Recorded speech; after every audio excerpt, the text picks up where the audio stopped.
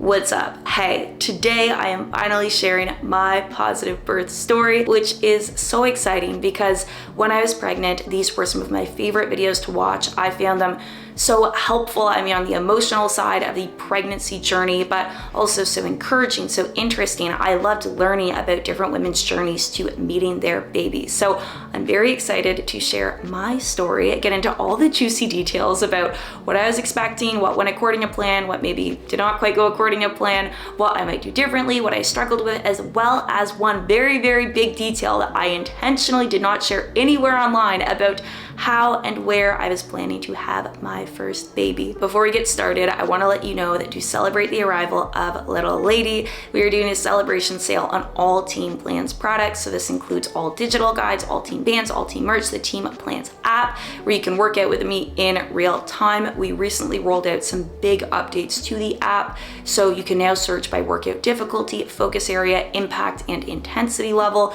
scroll curated playlists for running, pregnancy, recovery, and more. And we also just added a weekly workout schedule feature. So whether you're between plans, you're not quite ready to commit to a plan, you just want something easy, you don't even have to think, all you do is hop in there. It's updated weekly, press play, and I will be coaching you every step of the way. So if you want to shop the sale, all that info will be down below, as well as a code to save 20% off your order. Bit about me: I found out I was pregnant at 6 months, which, as you can imagine, was quite the journey. In case you missed the video on that, I will link it down below. But this was my first pregnancy. I'd never been pregnant before, so right from the get-go, I thought, okay, let's try to do things thoughtfully and intentionally. So I met with pelvic floor PTs, doulas, midwives, OBs, everybody you might want involved in your pregnancy. And my goal was to have an unmedicated, minimal intervention birth. What I didn't mention was that I was planning a home birth, which felt like a pretty big detail to leave out considering how much of my pregnancy I've been sharing online. And it wasn't what I was originally planning. When I first found out I was pregnant, I was like, whoa girl, we are late to the party. We better do everything by the book in a hospital with an OB. But the further I went in pregnancy, the more aligned this felt with me. So the decision not to share was to protect my energy, because ever since starting to share that I was pregnant, people have had all kinds of horror stories, all kinds of things to say, and I just didn't want to hear it. Which, if there's one piece of advice I can give you going into pregnancy or labor and delivery, it is that it is okay to not share or explain everything, and it is important to protect your energy. So our story begins on a Sunday night. This was the Sunday of my 40th, going into 41st week of pregnancy, allegedly, because when you're late to the party like me, you find out about your pregnancy a little late in the game. Turns out that their dating techniques are not that accurate, and there was a discrepancy between my due date calculated off of last menstrual period versus my due date calculated off of their dating ultrasound that was done somewhere around 25 or 26 weeks. Because I was going past 40 weeks, I knew that soon my midwives would start gently and then more firmly encouraging me to consider induction. That was not something that I wanted to be doing. I really wanted to go into labor spontaneously. So at my midwife appointment the week before, I said, hey, I know you're gonna start bugging me about this. Is there anything I can do to get the ball rolling? And they said, yeah, you know, there's the old wives' tales about doing the spicy foods and all those things. They're not really backed up by science, but there is good evidence on nipple stimulation to both help naturally kickstart labor as well as to help keep labor progressing. So of course you can do nipple stimulation manually, or you can use a breast pump, which I just got a breast pump, and I'm like, great, I can figure out how to use my breast pump as well as maybe get labor going if I'm going past 40 weeks. We are making little dragon sounds. When I went past 40 weeks, I was starting to get uncomfy. Not so much physically, but mentally I was just done. So that Sunday night, I sat down on the couch, we put on Netflix, I got my breast pump out, and I followed the protocol I found online that my midwives recommended. I'll try to link the article down below, but it's basically you pump on one side for 15 minutes, pump on the other side for 15 minutes, repeat that again on each boob for a total of 1 hour, and then you're supposed to just wait it out and see if you have any contractions pick up. So I did that. I didn't really feel anything. I didn't really feel any contractions when I was pumping. I didn't really feel any contractions after I was done pumping. This wasn't super discouraging because I figured I did my part. Some of the articles say that it takes a little bit for contractions to pick up after you do nipple stimulation. And you know what? Worst case scenario, I figured out how to use my breast pump. So that was Sunday. Come Monday, I did not feel any different in my body. Again, I was feeling pretty good physically, but mentally it was starting to wear on me, this waiting game. So I wrote out my to-do list first thing. I literally filmed a workout for the Team Plans app, went about my day, my usual daily routine. Come nighttime, had to get the dogs out for their nighttime walk. So as we were getting ready to take the dogs out, I had to pee naturally, went to the bathroom. When I went to wipe, mucus plug. I had lost a little bit of mucus plug a few weeks prior, which got me excited, but it was tiny. It looked like a little booger when I lost it a few weeks before. This mucus plug was substantial. I was actually going to the bathroom upstairs and I like yelled down to Jeff, which probably was not the move. He definitely thought something was wrong, but I like yelled at him and I ran downstairs and I made him look at what was on the toilet paper because I was like, so that was exciting, but I was like, I'm gonna keep gaslighting my body until it gives me a bigger sign. So we went out on our dog walk. We've been doing long dog walks pretty much every night for quite a few weeks. And when I was walking, I know it's normal to get more Braxton Hicks contractions, so those were doing their thing as they had been, didn't really feel any different to me. Get back, have to pee. Go to wipe, what do I find? More mucus plug. And this was like another big chunk of mucus plug. I actually took pictures of everything because I wanted to have a record of what time everything was happening at so I could send it to my doulas or midwives if I needed to. I'm not gonna post that on screen. You can look up what a mucus plug looks like. Felt like things may have been going on with my body, so I didn't want to try the nipple stimulation again because something I read online is that if you do it too much, it can make contractions come on really quickly and intensely. And I just figured my body seems to be doing something. Let's put on the TV. Let's just wait and see. So I was watching Netflix, kind of going in and out of sleep, really just trying to keep myself relaxed mentally and physically and let my body rest. Went up to bed around 1 a.m. What do you know? Gotta pee, go to wipe. What do I find? More mucus plug. That is the theme. What was different this time is when I went upstairs, I was getting what I thought were my usual Braxton Hicks contractions. I just figured, hey, I've been sitting, I've been resting, I'm up, I'm walking, probably nothing. Until I went to lay down in bed and the contractions kept coming, which normally when I'd been out on walks, when I was getting Braxton Hicks contractions, like the moment I sat down or the moment I stopped moving, they just stopped. So I was laying in bed and I'm like, this is interesting. And these contractions feel a little bit different. These kind of feel like those dull period cramps that start in your low back and wrap around your front.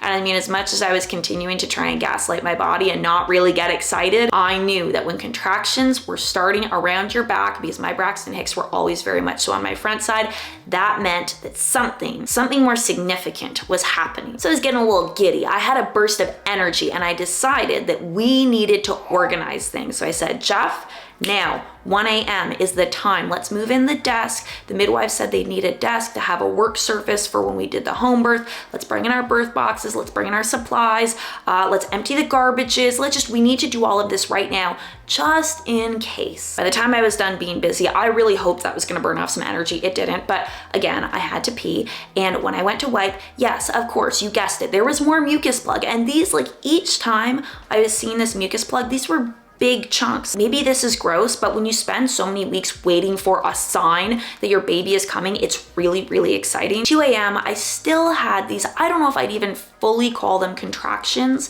because they didn't even feel like waves that were coming and going. It was just kind of like a dull, low, period, crampy type pain. Like I don't even want to call it a pain. It was a very mild discomfort. So I started timing my contractions and within an hour we got to a 5-1-1 frequency. So that means that you have contractions coming 5 minutes apart, lasting 1 minute each, and then continuing for an hour overall. The app kept telling me, hey, it's time to go to the hospital. And I thought, absolutely not. I mean, my intensity is not there. I am hardly in any pain. I just feel kind of these rolling cramps. So I texted my doula just to let her know in case I fell back asleep, these contractions were coming, they may or may not be progressing, just give her a heads up.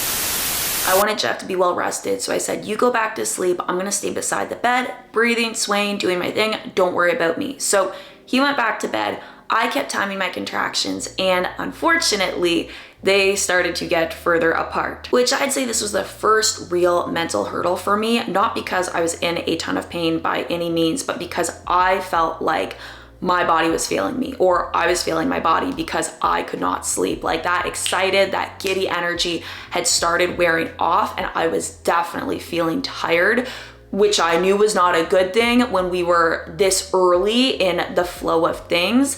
And I also knew from all of my reading that the reason that many women who maybe were planning unmedicated births ended up getting epidurals is because their bodies just ran out of steam and they needed something to take the edge off so they could rest up, get some more energy, and be ready for pushing, which of course I wasn't against doing anything I needed to healthily deliver my baby, but I still had my hopes and dreams and my preferences for how things would be going. Luckily, I was able to talk myself down. I recognized this is anxious energy, and I'm like, look, girl, we can either spend our time feeling anxious and spiraling and spend even more energy on those feelings, or we can make our peace with the fact that we are not going to get comfy, we are not going to be sleeping, and this is going to be a test of enduring in your body, which I had been training for throughout pregnancy. Of course, it's not the exact same. And of course, I didn't know to expect what exactly I would be feeling when I was delivering a baby, but it gave me some peace, reminding myself that I had trained to endure challenging things. So about an hour later, Jeff woke up to check on me. I think he was still feeling a little giddy for meeting baby. And thankfully, by that time, my contractions had picked up. I truly believe that calming myself down mentally allowed my body to keep progressing. So by that point, I had kept timing my contractions. They were up now to a 4-1-1, so they were coming every 4 minutes, lasting about a minute each, and they were persisting for about an hour steady. This was when I was supposed to page my midwives according to their policies, but the intensity still just didn't feel like it was there for me. Like, of course, things were picking up in frequency, but I was not in pain. I was not struggling. So we called my doula, and she listened to me breathe through a few contractions. She said, yep, doesn't sound like you're there in terms of intensity yet. Why don't you try hopping in the bath, see if that will calm you down, maybe enough to sleep, conserve your energy, rest up, because, you know, you want to be ready. So I got in the bath, and I have to say it felt amazing. Going into like my expectations of labor and delivery, I did not think I would be a bath person. I didn't think that I'd want to be getting into the bath, getting all wet, and then getting out and being cold when I dried off, but the bath was just fantastic. I must have spent a few hours in there. It gave me immediate relief for the low back tension I had been feeling.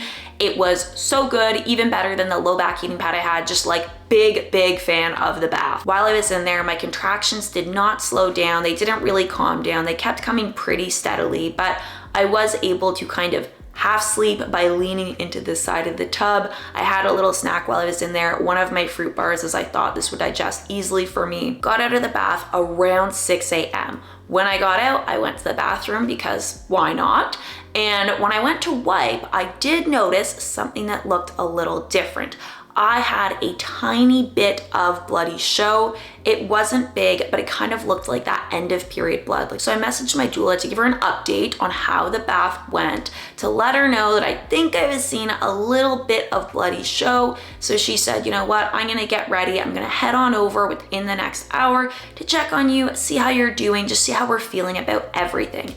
Now, this was great timing because what we had planned for during labor was we were going to drop our dogs off for boarding just so they were out of our hair, they were happy, they were taken care of, and we could focus fully on delivering a baby. The dog boarding place had just opened. I think it was either 7 or 7:30 for drop-offs. So Jeff was able to zip out, drop off the dogs, and by the time he got back, our doula was just pulling into the driveway. Like, you could not have planned better timing. So doula comes in, checks in with me, watches me breathe through a few contractions, agrees, yup, even though we're there in terms of frequency, the intensity just isn't there. So if you're feeling good, if you're coping fine, keep doing what you're doing. If you can't sleep, at least rest. I don't even know what I was saying to her. I was making some joke or some reference to dolphin sleep. I don't know. I think I watched something on like Discovery Channel way back when, and I learned that because dolphins have 2 brains or they're really smart or something like that, they have this version of sleep where they're not actually sleeping, like they partially go to sleep,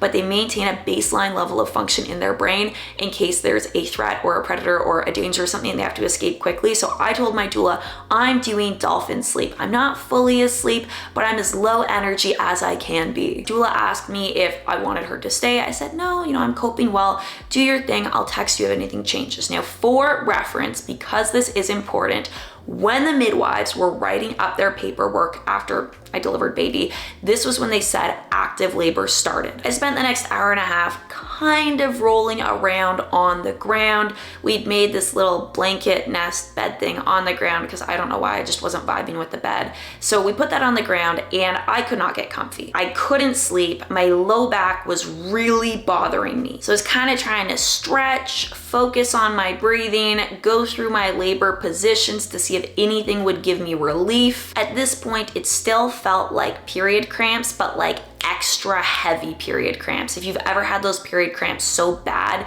that they kind of make your stomach turn and make you feel like you need to poop, that is what was going on with me, which honestly shouldn't even be surprising because if there's an opportunity to have an upset tummy, like that is gonna be me. So I gave up trying to get comfy, went to the bathroom, had to pee as I wiped. What do you know? We have got a real bloody show. Like, this was substantial, this was big, this was encouraging because from what I'd been reading, a bloody show tended to be a better indicator that things were progressing because the blood in there, as compared to just having mucus, is often from your cervix dilating and effacing, I don't know if I'm saying that correctly, a little bit more quickly. And so in the process, you might like pop some blood vessels and then that's the blood that's in there. I didn't feel any pain, but I'm like, this is interesting. So snapped a picture, sent it to my doula, said, hey, this just happened. Also let her know that I was starting to feel nauseous. So she replied, she's like, that's interesting.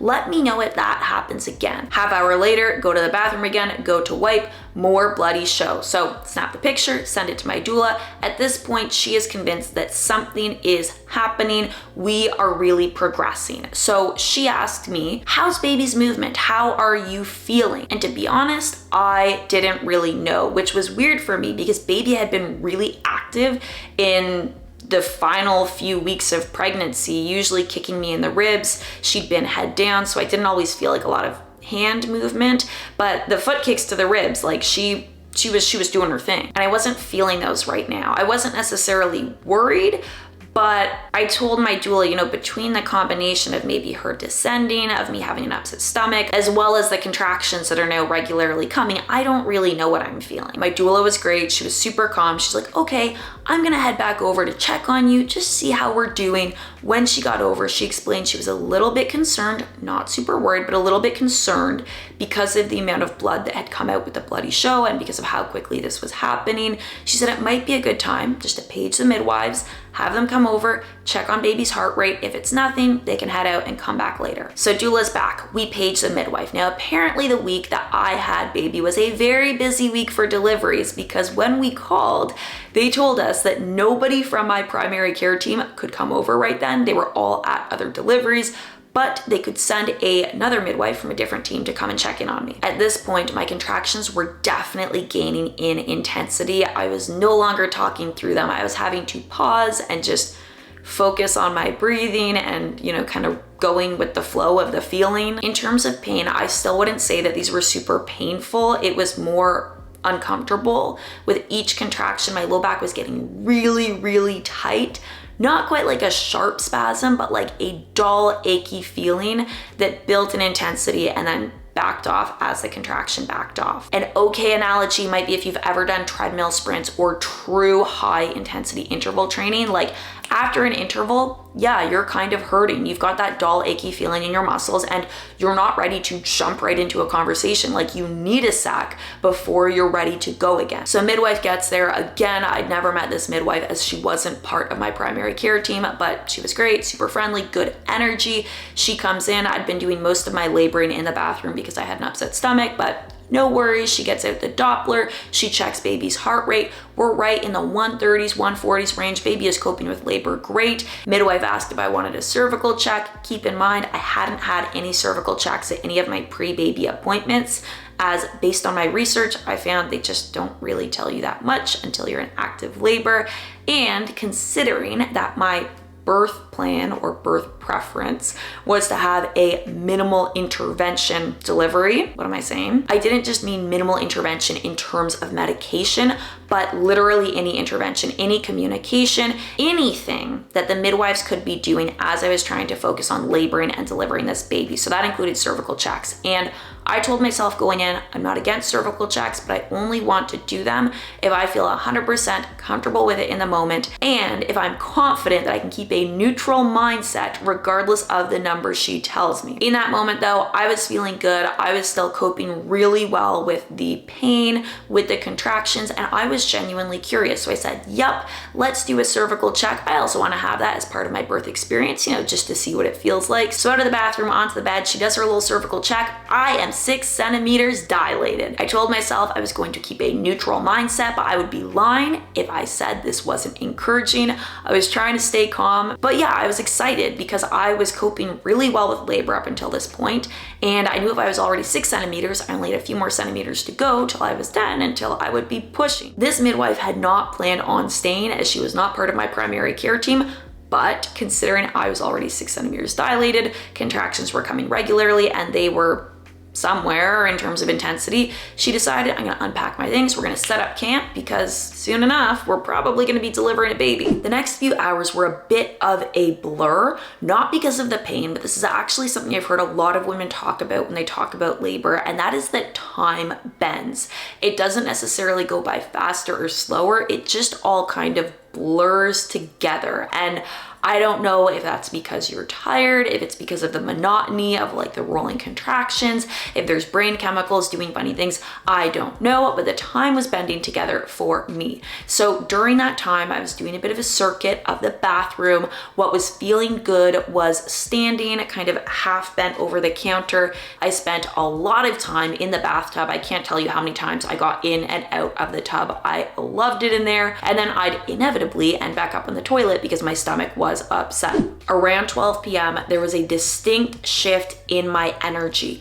Up until that point, I'd been coping pretty well, as much as things were intensifying, we were definitely progressing. I was able to find comfort in those select positions, right? Like bent over the counter or in the bath or sitting on the toilet. But around this time, I started struggling. I just felt like no matter how I was positioned, I couldn't really get comfy. I started feeling a little squirmy during the contractions, and I'm sure probably because the contractions were getting more intense, my stomach was also becoming more upset, which was difficult because it probably would have been great to move around more and adjust my positioning, but I felt like I was going to poop. So I was mostly on the toilet at this point. I think the midwife picked up on this shift in energy because from the time she got there, I'm sure they had it somewhere on my file, but I'm very much so someone who prefers to cope with things on my own.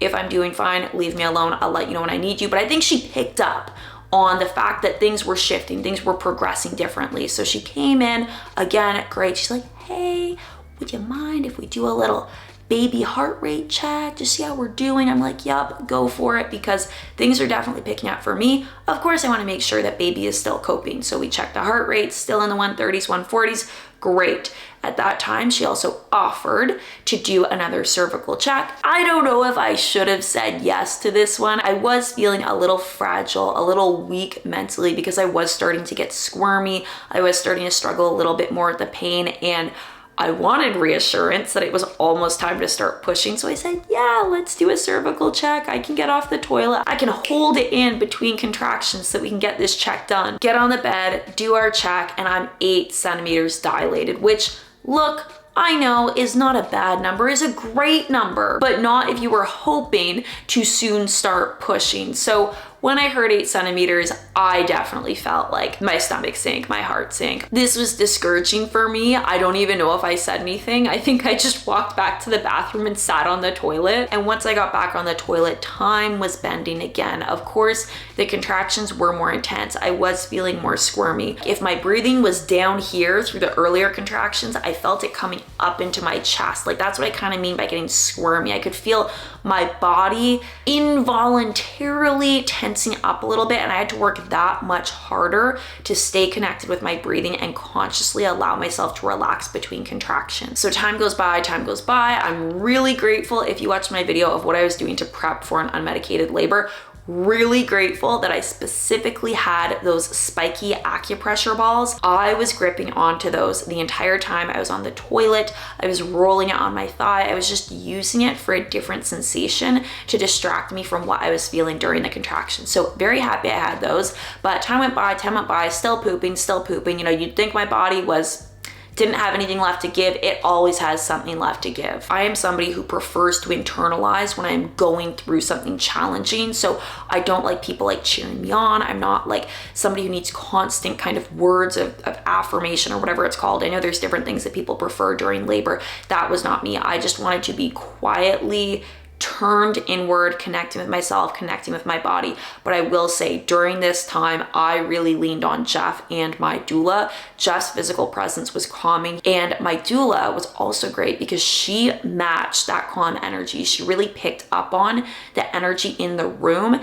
and she matched that. She was fantastic. But around this time, I started asking her in the midwife, like, how will I know when we're entering the next stage? Like, how will I know when it's time to push? Because of course I was getting uncomfortable, I was getting squirmy, and this was really freaking tiring. So I wanted to know when I'd have an indication, because based on every video I'd watched and thing I'd read, I thought I'd be feeling something at 8 centimeters. And to me, it just felt like we were building an intensity, but I wasn't necessarily feeling a sensation to start pushing. And they just said, you'll know when you know, you'll start to feel pushy. And I'm like, okay, well, what does it mean to feel pushy? Because another thing I've heard is that when it's time to push, you'll feel like you need to poop. And I have been pooping, I've stayed pooping, I've had that sensation this entire time, which obviously it has not yet been time to start pushing. 2 p.m. rolls around, I'm still feeling squirmy, I'm still not feeling great. I don't know if things had actually progressed in intensity or if I was just running out of energy, if I was just running out of mental and physical energy to continue dealing with this feeling. So at this point, the midwife said, hey, let's check baby's heart rate. Do you want to do another cervical check? This was not a vibe. This was not something I was interested in. I had found a tolerable position on my toilet throne and I was not leaving. So I'm like, look, if you want to get a heart rate, I'm going to stay on the toilet. We'll figure this out. I honestly can't remember if she got me off the toilet and onto the bed or somewhere else in the bathroom to do a cervical check at that point. But when I went back through the paperwork that they wrote up after the birth, apparently I was 10 centimeters dilated shortly after 2 p.m.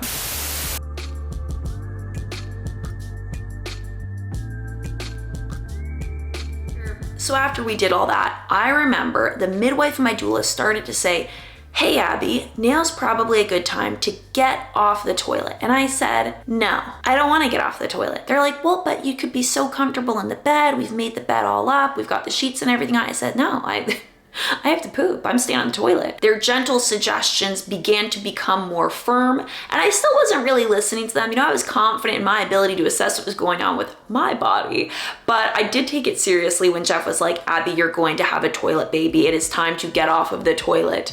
And honestly, in that moment, the crazy part of my brain was like, hey, would it really be a big deal if you had a toilet baby? I was literally doing the math of would the baby fit in the toilet bowl? They managed to convince me to get off the toilet. They helped me down, but I was not going far from that toilet. I literally moved maybe less than a foot. I came down into this weird kneeling position. This next stage, I would say, was the part of labor I was least prepared for, which is funny because obviously everyone knows you have to eventually push out the baby. But with all of the preparation I did, even going to see the pelvic floor PT, practicing our labor positions, practicing different breathing techniques, she warned me, aside from just pushing out the baby, there's not a lot you can do to prepare yourself for the sensation for what you'll be feeling when you start pushing. Of course, you can go in with the best intentions for your breathing. You can go in with all these ideas, but you're not really gonna know what you're feeling until you're pushing. At this point, it felt like everything was happening very quickly. So as much as I went in with the intentions of, oh, I'm gonna practice gentle breathing because I'm afraid of tearing, I'm gonna breathe intuitively, my body was doing this, whether I was on board with it or not, which was a very interesting feeling, having this involuntary sensation expelling a baby from you. And so mentally, I felt like I had to catch up with it. I was trying to explain it to Jeff after the fact. I'm like, if you've ever had really bad food poisoning and there's that like ejection reflex from your stomach and you like go to throw up or whatever, obviously it's not the same, but that sensation of it being involuntary was what really threw me for a loop and was really intense and kind of freaked me out mentally for a second. So I had my blinders on, I had my washcloth across my eyes. I needed to focus and I was doing my best to relax between contractions, to get a nice big inhale, fill my belly with air, and to, you know, breathe out as you're supposed to on the tail end of the contraction. And the first few pushes, I was completely overwhelmed. I didn't feel like I was doing it right, felt like I was too slow. I felt like I wasn't being productive with them. What made it more challenging for me, the midwife and my doula kept saying like, you're so close, you're doing so good. And to me, because I didn't know what I should be feeling, and I like obviously didn't feel the ring of fire yet, I'm like, okay, well, they're just saying that because maybe you're doing terribly, but they don't want you to think you're doing terribly. And so they're telling you that to reassure you so that you keep pushing. But I'm like, no, I'm doing so bad. I really psyched myself out on the first few pushes. During those early pushes, I did get a little upset. And I think it was because I was just so fatigued and I'd felt so in tune with my body up until this point, to then feel like this big unknown. And I didn't know what I was feeling and I didn't know if I was doing it right. And I remember my midwife, literally, it took her taking my hand. She's like, Abby, you're doing good. And she put it down. She's like, that is hair. Do you feel that? Your baby is moving down. And I still did not believe them. They're like, look down, and I was having none of it. I wanted to keep my washcloth over my eyes. I wanted to stay focused. So again, I have no concept of time, but it took a few pushes for me to get my together and finally relax into my breathing, take the full big belly inhales that I had been practicing all throughout pregnancy, and actually push on the tail end of the contractions. I did end up practicing the gentle breathing I wanted. You can look it up online, so I'll probably describe it the wrong way, but for me it was basically like I did my big belly breathe, inhale in, fill my belly with air, and then I would let it out through my mouth, but kind of like purse lips, so like releasing the pressure like in little waves so I could kind of like control the pace of pushing out the baby a little more. I preferred that variation of gentle breathing because it made me feel better despite having the upset stomach, and it also just helped things move more gradually in a way that I felt like I could actually kind of wiggle my body and adapt in a way that was more comfortable for me. So once I started doing what in my mind was productive pushing, we hit that ring of fire pretty quick. Ring of fire, it was burny, it was stingy, but it was a relief for me because I knew that it meant I was finally productively pushing. So I kept pushing, I kept going to the technique I'd been using. We got the head out. I was in primal brain, so I was in and out of listening to what people were telling me, and I put most of this story together based on the videos I watched back that my doula took. Now apparently a baby came out with her hand up beside her face, super cute, where it had been hanging out the whole pregnancy, and she was rotated a little bit funny. So one thing I did not love, and I learned after the fact from my doula, is that you can either continue pushing on your own and try adjusting positions and get the baby out without any help. My midwife at that point decided to pull the baby a bit, which I will say was very uncomfortable, but you know, the more you know. For my next birth, I'll probably just say, hey, I'm gonna get this baby out on my own. Like, there's no issues with the cord, baby's head is out, we're fine. Midwife does what midwife does, kind of rotates and pulls and does some things. Baby comes out. So midwife takes baby, puts her through my legs so that I can see her on the ground. And I think I was in shock. I was just looking down at her and I'm like, oh my gosh, that is a baby. That is definitely a baby. And she was crying and she had great color right away.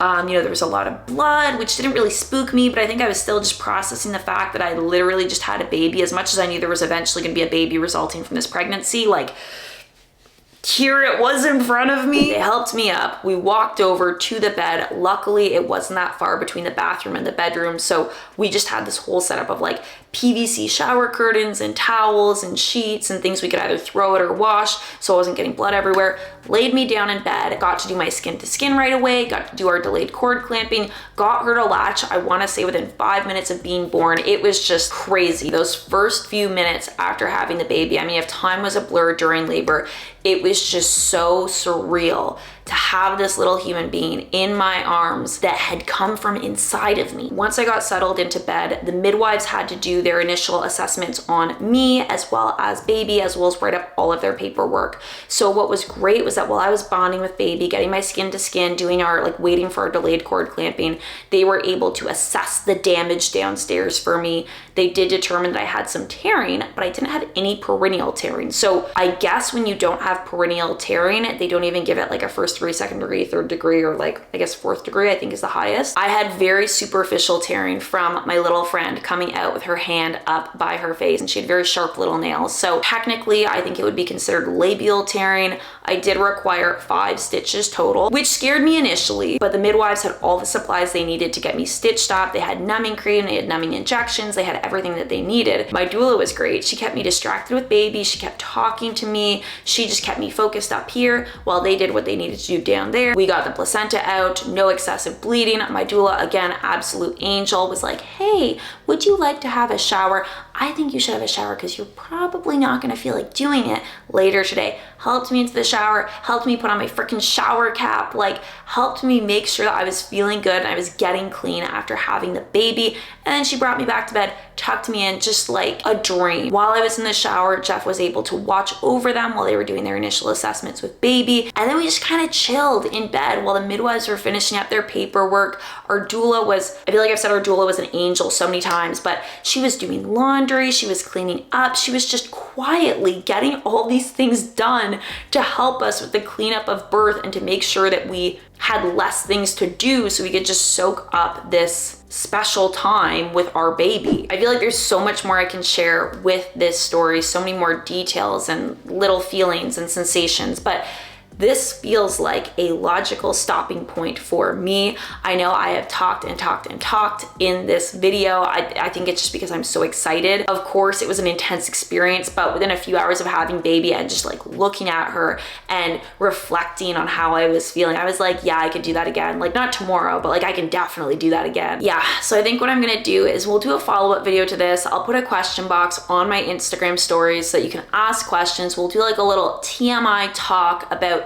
giving birth, about all that stuff, so that if you have more specific questions about anything, we can do that then. Before I go, I want to remind you that to celebrate the arrival of little lady, we are doing the sale on all Team Plans products. That includes all digital guides, team bands, team merch, the Team Plans app. You can work out with me in real time, including doing the workouts that I did right up until I had baby. So all of that info will be in the description box down below. I hope you enjoyed listening to my birth story. I hope this was encouraging, maybe going into your own pregnancy or delivering your baby. Thank you so much for watching, and I can't wait to see you in the next video.